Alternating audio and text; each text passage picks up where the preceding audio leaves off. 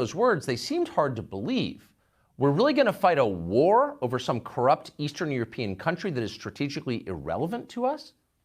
With everything else that's going on right now in our own country? No normal person would ever want to do anything like that. How could it really happen? We're still not sure how it could happen, but nevertheless, it does seem to be happening right now. The Biden administration has begun evacuating American civilians from Ukraine. The Pentagon has announced it is prepared to use force in the region. So this country is now closer to a legitimate war than we have been in decades. And to be clear, we're talking about an actual war here, not a protracted series of airstrikes against some impoverished dirt patch they're telling you is an existential threat to the nation. Russia is not Iraq. Russia has nuclear weapons and a real army. A war with Russia is not a joke. It won't be over in a week. So you'd think right now might be the time the President of the United States could explain what's going on here. What exactly are we doing in Eastern Europe and why are we doing it? But no. In an exchange with reporters today, Joe Biden explained that he wasn't going to take any questions at all for fear that someone might ask him about Russia. By the way, the reason we're not going to have any time for questions now is these guys got to get quickly on a plane and go out and do a major announcement in Ohio, and you guys will ask me all about Russia. You guys will ask me all about Russia.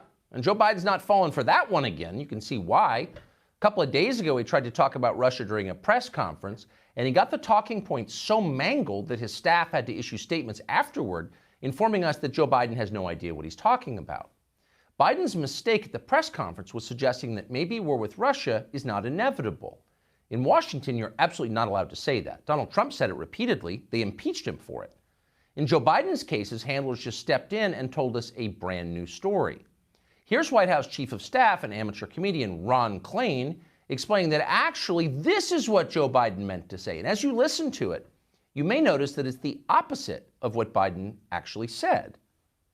I think it's fair to say the White House has pretty aggressively walked back or clarified, or whatever you want to call it, the president's comments about Ukraine and Russia and whether the president was signaling that a minor incursion might be viewed through a different lens. Whether the president meant to say that at the time or maybe he was being inarticulate, can you afford any gaffes given the stakes right now in all this?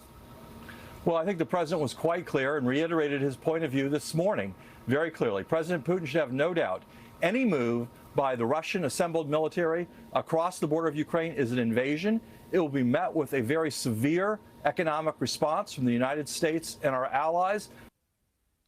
So this guy called Ron Klain, whoever that is, gets to overrule the president of the United States on matters of foreign policy. Since when is he allowed to do that? Well, whenever he feels like it. That's the real answer. Joe Biden is the weakest leader this country has seen since Woodrow Wilson had a stroke in office. That's a problem, but it's not the core problem.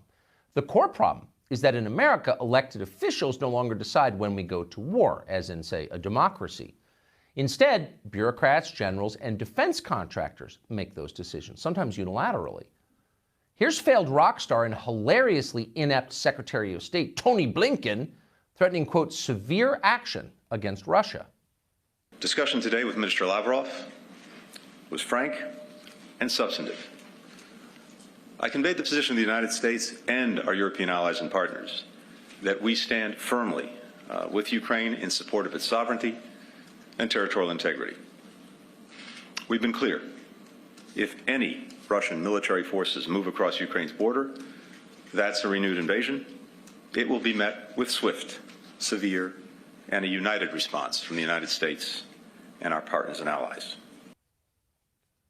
So the President of the United States is not allowed to talk in public about Russia. He just admitted that today. He might say something that averts war. So instead, the same people who've lost the last 5 wars get to speak for him. Do you feel safer? You got to wonder what voters think of this. Actually, we don't need to wonder what they think. Polls show that most Americans are completely opposed to fighting Russia over Ukraine because they're not demented. But you know who's very much in favor of it? Well, defense contractors, including Pentagon Chief Lloyd Austin's former employer, Raytheon.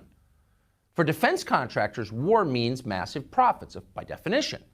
In just the last few years, the U.S. has spent more than $2 billion on military aid to this nation called Ukraine that most people couldn't identify on a map.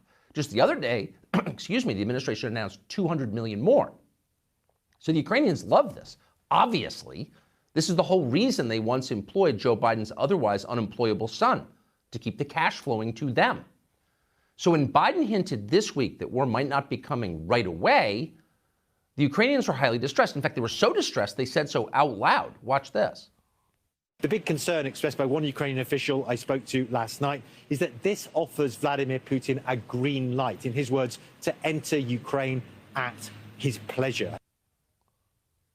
So the Ukrainians are complaining about American foreign policy, about what the president said at a press conference. The government of some place called Ukraine is demanding that we fight the Russian army on their behalf. Okay, I mean, it's not crazy. You could kind of see why they would want that. It's a lot easier than doing it themselves. The question is, we're the United States, so why are we obeying them?